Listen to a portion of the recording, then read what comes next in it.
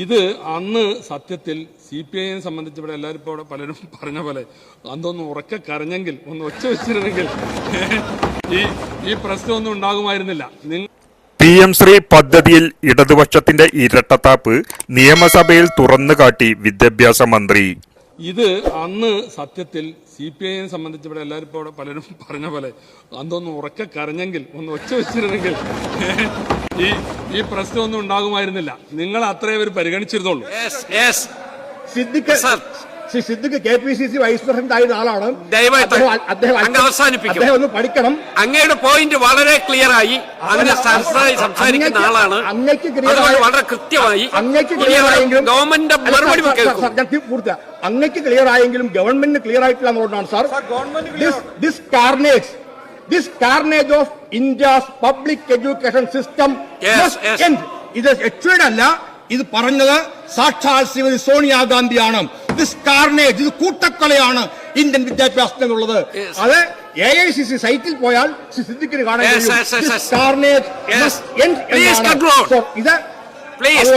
ഇത്രയും ഗൗരവതരമായ പ്രശ്നം സഭ നടപടികൾ നിർത്തിവെച്ച് ചർച്ച ചെയ്യണം എന്ന് ഞാൻ അഭ്യർത്ഥിക്കുന്നു. ബഹുമാനപ്പെട്ട മന്ത്രി സർ, ശാന്തമായിട്ടിരിക്കും. മന്ത്രി മറുപടി പറയട്ടെ. ഇവിടെ ശ്രീ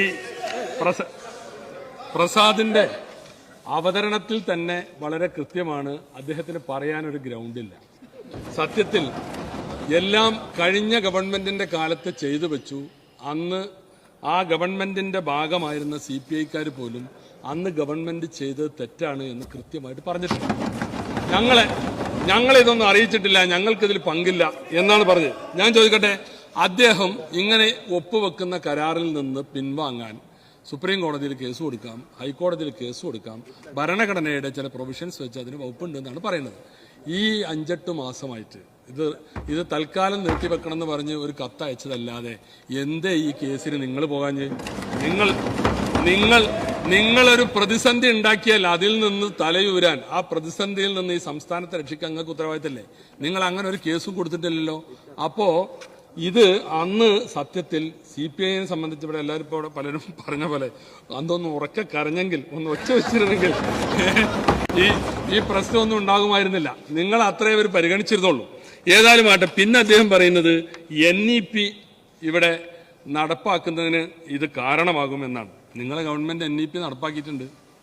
നാഷണൽ എഡ്യൂക്കേഷൻ പോളിസി നിങ്ങളെ കാലത്ത് നടപ്പാക്കിയിട്ടുണ്ട്.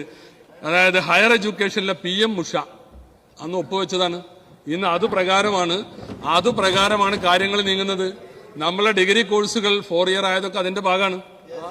ഡിഗ്രി കോഴ്സുകൾ 4 ഇയർ ആയത് അതിന്റെ ഭാഗമാണ്.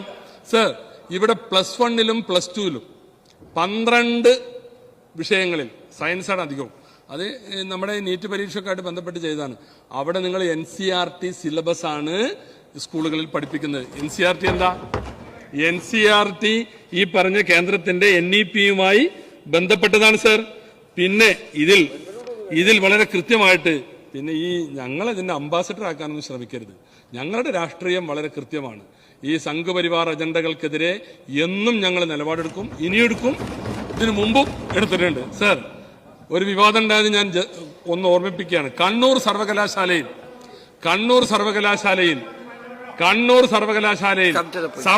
സവർക്കറുടെ പാഠഭാഗം പഠിപ്പിക്കാൻ ആരാ തീരുമാനിച്ചത്? അതിനെ ആരാ ന്യായീകരിച്ചത്? സർ, ആരാ ന്യായീകരിച്ചത്? അപ്പൊ ഇതൊക്കെ മറച്ചു വെച്ചിട്ട് ഇവിടെ കഴിഞ്ഞ ഗവൺമെന്റിന്റെ കാലത്ത് ഒരുപാട് വിവാദം ഉണ്ടായല്ലോ. സീറ്റ് ചോദിച്ച് മറ്റേ ഇദ്ദേഹം വന്നു എന്നും BJPയുടെ ഇവിടെ സംസ്ഥാനത്തുണ്ടായിരുന്ന പ്രഭാഹരി വന്നു നമ്മുടെ EP ജയരാജന്റെ വീട്ടിൽ. അത് കൊച്ചുമോന്റെ ബർത്ത്ഡേ ആഘോഷിക്കാനാന്നാ പറഞ്ഞത്. പ്രഭാരി ജാവേദ്കർ വന്നത് എന്തിനാ? ജാവേദ്കർ എന്തിനാ വന്നത്? ജാവേദ്കർ വന്നത് സീറ്റ് ചോദിക്കാനാണ്. അതിനുശേഷമാണ് തൃശ്ശൂർ സീറ്റ് താലത്തിൽ വെച്ച് കൊടുത്തത്. അങ്ങനെ പലതും ഞങ്ങളെ കൊണ്ട് പറയിക്കരുത്. അപ്പോ അങ്ങനെ പലതും ഞങ്ങളെ കൊണ്ട് പറയരുത്. അപ്പൊ അതുകൊണ്ട് ഞാൻ പറയട്ടെ, ഇതാ ഈ ഒപ്പിട്ട കരാറിന്റെ ഗുണത്തെക്കുറിച്ച് വീണ്ടും ശിവൻകുട്ടി വാചാലനാകുന്നുണ്ട്. PM ശ്രീ ഫണ്ട് കുട്ടികൾക്ക് അവകാശപ്പെട്ടതാണ്. ദേശാഭിമാനാണ്. ഏതെങ്കിലും രാഷ്ട്രീയ പാർട്ടിയുടെ ഔദാര്യമല്ല, കേന്ദ്രാവിഷ്കൃത പദ്ധതിയായതിനാൽ തന്നെ തെരഞ്ഞെടുക്കപ്പെടുന്ന സ്കൂളുകളിൽ PM ശ്രീ എന്ന് ചേർക്കണമെന്ന വ്യവസ്ഥയുണ്ട്.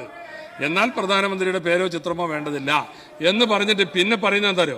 പദ്ധതിയിൽ ഒപ്പിടാതെ ഫണ്ട് നഷ്ടപ്പെടുത്തിയാൽ പാർശ്വവൽക്കരിക്കപ്പെട്ട ലക്ഷക്കണക്കിന് വിദ്യാർത്ഥികളെയായും ഇത് കൂടുതൽ ബാധിക്കുക. PM ശ്രീയിൽ ഒപ്പിടാത്തതിനാൽ സമഗ്ര ശിക്ഷ കേരളയുടെ 1158.13 കോടിയാണ് നമുക്ക് നഷ്ടമായിട്ടുള്ളത്. അതുകൊണ്ട് അതുവഴി ഉണ്ടാക്കേണ്ട സൗകര്യങ്ങൾ ഈ സംസ്ഥാനത്തെ കുട്ടികൾക്കുള്ളതാണ്. അതുകൊണ്ട് ഞങ്ങൾ ഒപ്പിട്ടു എന്നാണ് പറയുന്നത്. അപ്പോൾ സർ, ഞാൻ പറയുന്നത് ഇവിടെ നിങ്ങൾ ഉണ്ടാക്കി വെച്ച പ്രതിസന്ധി അത് വളരെ ക്ലിയറാണ്. ആ പ്രതിസന്ധിയിൽ നിന്ന് സ്റ്റേറ്റ് സെൻട്രൽ റിലേഷൻഷിപ്പുകൾ ഉണ്ട്. കേന്ദ്രം ഭരിക്കുന്നത് ഒരു പാർട്ടി ആയിരിക്കാം, കേരളം ഭരിക്കുന്നത് ആ രാഷ്ട്രീയത്തോട് വിയോജിപ്പുള്ള മുന്നണിയാണ്. പക്ഷേ സ്റ്റേറ്റ് സെൻട്രൽ റിലേഷൻഷിപ്പുകളുണ്ട് ഒരു കരാറിനെ സംബന്ധിച്ചിടത്തോളം. ആ കരാറിൽ എല്ലാ പഴുതും അടച്ചുകൊണ്ട് നിങ്ങൾ അവരുടെ ഇതിൽ ചെന്ന് നിന്നു കൊടുത്തു. അതായത് കേന്ദ്രത്തിന് മാത്രം പിൻവലിക്കാവുന്ന ഒരു കരാറ്, കേന്ദ്രം മാത്രം വ്യവസ്ഥകൾ തീരുമാനിക്കുന്ന എല്ലാ മേൽക്കൈയും കേന്ദ്രത്തിനുള്ളത്. ഇന്ന് പറഞ്ഞതിന്റെ ഒരംശം ആ കരാറുണ്ടാക്കുമ്പോൾ ശ്രീ പ്രസാദിന്റെ പാർട്ടിയോ പറഞ്ഞിരുന്നെങ്കിൽ നമ്മൾ ഈ പ്രതിസന്ധിയിലാകുമായിരുന്നില്ല. അപ്പൊ ഞങ്ങളെ സംബന്ധിച്ചിടത്തോളം സർ, ഗവൺമെന്റുകൾ തുടർച്ചയാണ് ഇതിൽ ഈ സംസ്ഥാനത്തിന്റെ താല്പര്യങ്ങളെ സംരക്ഷിച്ചുകൊണ്ടും അതുപോലെ തന്നെ മറ്റ് വിധത്തിലുള്ള സംസ്ഥാനത്തിന്റെ താല്പര്യങ്ങളെ മാനിച്ചുകൊണ്ടും സംഘപരിവാർ അജണ്ടകൾക്ക് കീഴ്പ്പെടാതെയുമുള്ള ഒരു തീരുമാനമായിരിക്കും ഞങ്ങളിൽ നിന്നുണ്ടാകുക. ഇവിടെ സത്യത്തിൽ ഞാൻ നേരത്തെ പറഞ്ഞതുപോലെ ഇവിടെ ഈ പറയുന്നത് തന്നെ ഞങ്ങളൊരു കരാറിലും ഒപ്പുവെച്ചിട്ടില്ല. ഞങ്ങൾ ഒപ്പുവെച്ചതിന്റെ തുടർ നടപടികൾ സ്വീകരിച്ചിട്ടുമില്ല. പിന്നെ ഇവിടെ പറഞ്ഞത് ഇതാണ്, മെയ് 8 വന്ന കത്ത്, മെയ് 8 ഒരു കത്ത് വന്നു. ശരിയാണ്, മെയ് 8 വീണ്ടും കേന്ദ്രം കത്തയച്ചു. മെയ് 8 നിങ്ങളുടെ കാവൽ സർക്കാരാണ് ഇവിടെ. ഞങ്ങൾ അധികാരത്തിൽ വരുന്നത് മെയ് 18 അപ്പോ ഞങ്ങൾ അധികാരത്തിൽ വരുമ്പോഴുള്ളത് ഈ ഒരു ലെറ്ററാണ്. നിങ്ങൾ ചെയ്തു വെച്ച കാര്യങ്ങളുടെ തുടർച്ച എന്തുകൊണ്ട് ചെയ്യുന്നില്ല, എപ്പോ ആരംഭിക്കും എന്നാണ് ഈ കത്തിൽ ചോദിക്കുന്നത്. അപ്പൊ അതുകൊണ്ട് ഞാൻ പറഞ്ഞു, ഗവൺമെന്റുകൾ തുടർച്ചയാണ്. ഞങ്ങളൊരു ക്യാബിനറ്റ് സബ് കമ്മിറ്റി വെച്ചിട്ടുണ്ട്. അതിലെല്ലാ കാര്യങ്ങളും വിശദമായി ചർച്ച ചെയ്യും. സംസ്ഥാനത്തിന്റെ താല്പര്യം മുൻനിർത്തിക്കൊണ്ട് മാത്രം സംഘപരിവാർ അജണ്ടകൾക്ക് കീഴടങ്ങാത്ത നടപടികളെ ഞങ്ങളുടെ ഭാഗത്തുണ്ടാകൂ. അതിൽ യാതൊരു സംശയവുമില്ല.